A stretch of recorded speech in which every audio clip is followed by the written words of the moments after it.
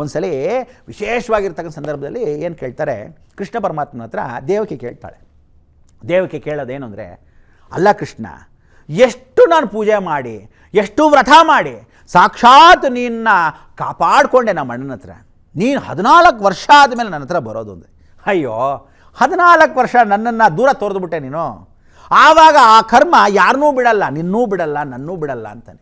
ನಾನು ಯಾವಾಗ ತೋರಿದೆ ಅಂತ, ಅಯ್ಯೋ ನೀನು ಕೈ ಆಗಿರ್ತಕ್ಕಂಥ ಸಂದರ್ಭದಲ್ಲಿ ಕಾಡ್ಗಟ್ಬಿಟ್ಟೆ ನನ್ನ ತಂದೆ ಆಗಿರ್ತಕ್ಕಂಥ ದಶರಥ ಮಹಾರಾಜನ ಕೈಯಲ್ಲಿ ಹೇಳಿಸ್ಬಿಟ್ಟು ಅವನ ಕಾಡ್ಗಟ್ಬಿಡು ಅಂದೆ.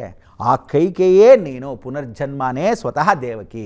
ಅದಕ್ಕೆ 14 ವರ್ಷ ನನಗೆ ನೀನು ಸಿಕ್ಕಿದ್ದು, 14 ವರ್ಷದ ನಂತರ ನಾನು ನಿಂಗೆ ಸಿಗಬೇಕಾಗಿದ್ದು ದ್ವಾಪರಯುಗಕ್ಕೆ 14 ವರ್ಷನೇ ಅವಧಿ.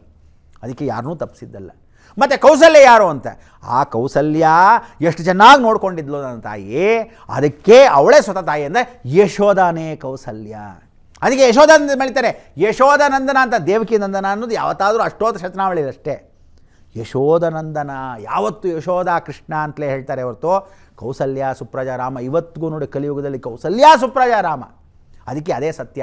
ಅದಕ್ಕೆ ಹೆಣ ಎತ್ಕೊಂಡು ಹೋಗ್ತಾಯಿದ್ರೆ ನೀವೆಲ್ಲ ರಾಮ ದೇವರು ಅಂದ್ರಲ್ಲ, ಒಂದು ಹೆಣ ಎತ್ಕೊಂಡು ಹೋಗ್ತಾರೆ, ಎಲ್ಲರೂ ಹೇಳ್ತಾರೆ ಯಾವ ಧರ್ಮ ಯಾವ ರಾಮ್ ನಾಮ್ ಸತ್ಯ ಹೇ. ಹೆಣ ಹೋಗ್ತಾ ಇರುತ್ತೆ, ಏನು ಹೇಳ್ತಾರೆ, ರಾಮ್ ನಾಮ್ ಸತ್ಯ ಹೇ. ಜಗತ್ತಲ್ಲಿ ಏನೇನು ಬರೆದಿದ್ದೀರಾ, ಏನೇನೆಲ್ಲ ನೀವು ಹೇಳ್ತೀರಾ, ಯಾವ್ಯಾವ ಮಂತ್ರ ಹೇಳಿದೆ ಎಲ್ಲವೂ ಸುಳ್ಳೆ, ಎಲ್ಲ ಮನುಷ್ಯ ಸೃಷ್ಟಿ ಮಾಡಿದ್ದು. ಆದರೆ ರಾಮ್ ನಾಮ್ ಸತ್ಯ ಹೇ, ಅದೊಂದೇ ರಾಮ ಅನ್ನೋದೇ ಸತ್ಯ ಅನ್ನೋದಕ್ಕೆ ಇವತ್ತು ಸಾಕ್ಷಿ. ಒಂದು ಹೆಣ ಎತ್ಕೊಂಡೋದ ರಾಮ್ ನಾಮ್ ಸತ್ಯ ಹೇ ಸಾಲ್ದ. ಅದಕ್ಕೋಸ್ಕರ ಒಬ್ಬ ಮನುಷ್ಯ ಇವತ್ತು ಮುಂದಕ್ಕೆ ಹೋಗ್ತಾ ಇದ್ದರೆ ನಾಳೆ ಬೆಳಗ್ಗೆ ಯಾವತ್ತು ಸಾಯ್ತೀವೋ ಗೊತ್ತಿಲ್ಲ. ಬದುಕಿದ್ದಾಗ ದಯವಿಟ್ಟು ಹೇಳ್ತೀನಿ, ನೀವುಗಳು ಇದೇ ರೀತಿಯಲ್ಲಿ ಮಾಡ್ತಕ್ಕಂಥದ್ದು ಅಲ್ಲ ದೇವರ, ಈಶ್ವರ ದೇವರ, ಇದೇ ಥರ ಎಲ್ಲರೂ ದೇವರ ಅಂತ ಕೇಳೋಕ್ಕೆ ಯಾವತ್ತಾದರೂ ಜೀಸಸ್ ದೇವರ ಅಂತೀರ, ರಾಘವೇಂದ್ರ ಸ್ವಾಮಿಗಳು ಭಗವಂತ ಅಂತ ಯಾಕಂತೀವಿ, 4 ಯುಗಗಳಿಗೆ ಎಲ್ಲ ಕಾರಣಕ್ಕೂ ದೇವರು ಅಂತ ಹೇಳಿಸ್ತಕ್ಕಂಥವ್ರು, 4 ಯುಗಗಳಿಗೂ ವಿಶೇಷವಾಗಿರತಕ್ಕಂಥ ಎಲ್ಲ ದೇವ್ರನ್ನೂ ಪೂಜೆ ಮಾಡಿರೋ ಏಕೈಕ ಗುರು ಯಾರಾದರೂ ಇದ್ದರೆ ರಾಘವೇಂದ್ರ ಸ್ವಾಮಿಗಳು. ಯಾಕೆ ಗೊತ್ತಾ, ನರಸಿಂಹಸ್ವಾಮಿ ಅವತಾರದಲ್ಲಿ ಪ್ರಹ್ಲಾದನಾಗಿರ್ತಕ್ಕಂಥವನೇ ರಾಘವೇಂದ್ರ ಸ್ವಾಮಿ. ಪೂಜ್ಯಾಯ ರಾಘವೇಂದ್ರಾಯ ಸತ್ಯ ಧರ್ಮ ರಥಾಯ ಚ ಭಜತಾಂ ಕಲ್ಪವೃಕ್ಷಾಯ ನಮತಾಂ ಕಾಮಧೇನುವೆ. ಏನು ಹೇಳುತ್ತೆ, ನಮತಾಂ ಕಾಮಧೇನುವೆ. ಕಲಿಯುಗದಲ್ಲಿ ಯಾರು ಹಸುವನ್ನು ಪೂಜೆ ಮಾಡ್ತಾರೆ, ಕಾಮಧೇನುವೆ ನಮತಾಂ, ನೀನು ನಮಸ್ಕಾರ ಮಾಡಿದ್ರೆ ಸತ್ಯಂ ವದ ಧರ್ಮಂ ಚರ, ಧರ್ಮವಾಗಿರಿ, ಸತ್ಯವಾಗಿರಿ. ಅದಕ್ಕೆ ಪೂಜ್ಯಾಯ ರಾಘವೇಂದ್ರಾಯ. ನೋಡಿ ಇವತ್ತಿಗೂ ಮಂತ್ರಾಲಯದಲ್ಲಿ ಹೋದಾಗ ಮೇಲ್ಗಡೆ ಲಕ್ಷ್ಮೀ ನರಸಿಂಹ ವಿಗ್ರಹ, ಅವರು ಕೃತಯುಗದ ನರಸಿಂಹನ್ನು ಪೂಜೆ ಮಾಡಿದ್ದಾರೆ.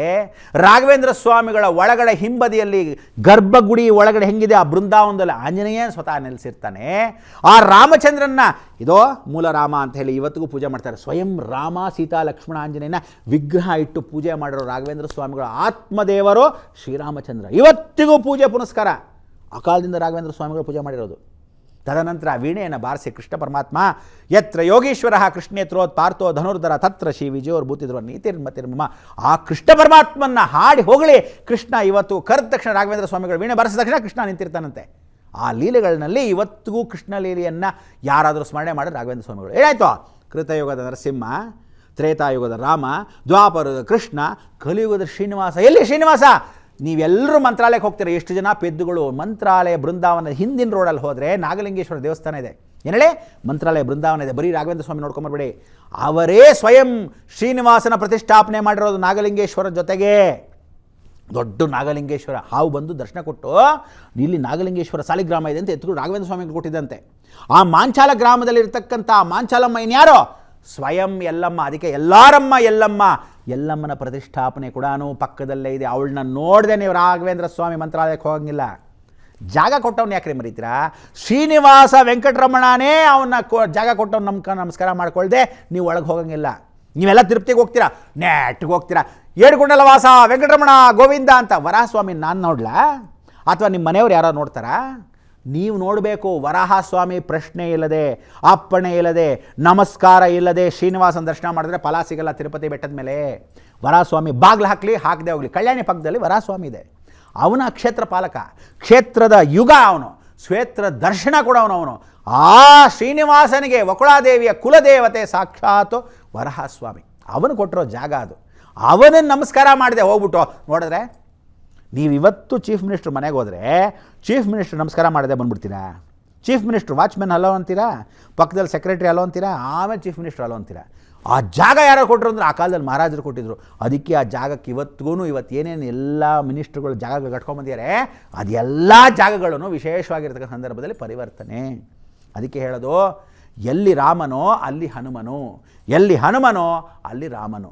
ಅವಧೂತ ಅಂದರೆ ರಾಮನ ಸೇವೆ ನೀವು ಎಷ್ಟು ಚೆನ್ನಾಗಿ ಮಾಡ್ತೀರೋ ಆಂಜನೇಯಗೆ ಸಂತೋಷ, ಆಂಜನೇಯ ಎಷ್ಟು ಸೇವೆ ಮಾಡ್ತೀರೋ ರಾಮ ಅನುಗ್ರಹ ನಿಮಗೆ. ಶ್ರೀರಾಮಚಂದ್ರ ಭಗವಂತ ಹೌದು ಹೌದು ಹೌದು ಅಂತ 40 ಸಲ ಇಲ್ಲ, 40,000 ಸಲ ಇಲ್ಲ, 40 ಲಕ್ಷ ಸಲ ಹೇಳ್ತೀನಿ ಕೇಳಿ.